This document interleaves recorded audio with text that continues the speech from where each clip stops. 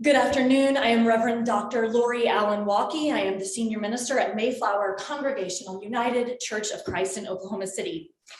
I am here today as an unbridled enthusiast for education. I am a proud product of Moore Public Schools. I have a bachelor and master's degree from our state's public university with the brightest orange, as well as a law degree and a law license. I also hold a Master's of Divinity degree and a Doctor of Ministry degree.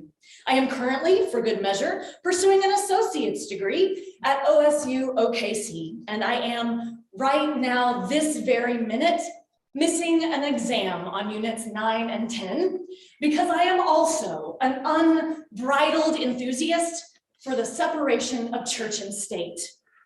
I am here as a minister and an Oklahoman to urge you to reject the application submitted by St. Isidore of Seville. If the board were to grant this application, it would, for the first time, permit the use of taxpayer dollars to fund religious education at a public charter school.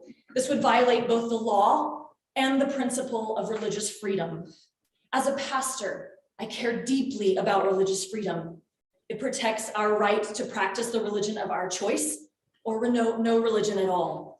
It also protects our right to not practice someone else's religion.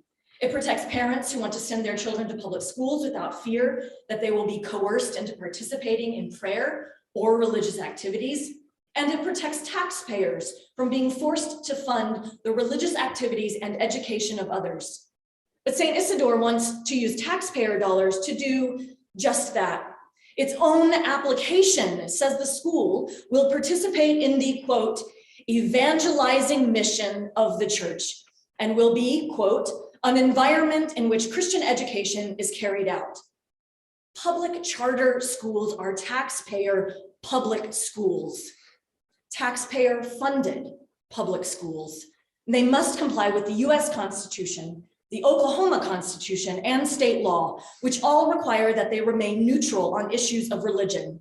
This fundamental safeguard is critical to protecting religious freedom and is part of the rich history and tradition of the state and the country. What's more, a small sample of questions that arise from using public money for religious education include, but are not limited to, what will the qualifications for churches or faith-based organizations to apply be? Will there be certain faith groups excluded from making application? Will the churches, denominations, or faith of members of the Oklahoma Virtual Charter School Board be excluded from applying because of the obvious direct conflict of interest? Will funding requests come with state mandates, especially non-discrimination employment laws? And will churches need to start paying state taxes as contributors to the system? All of these questions and many more must be answered before we open the state's coffers to churches and faith-based organizations. To uphold the Constitution and the law and to protect the religious freedom of all Oklahomans, please vote to deny this application. Thank you. Thank you, Ms. Walke.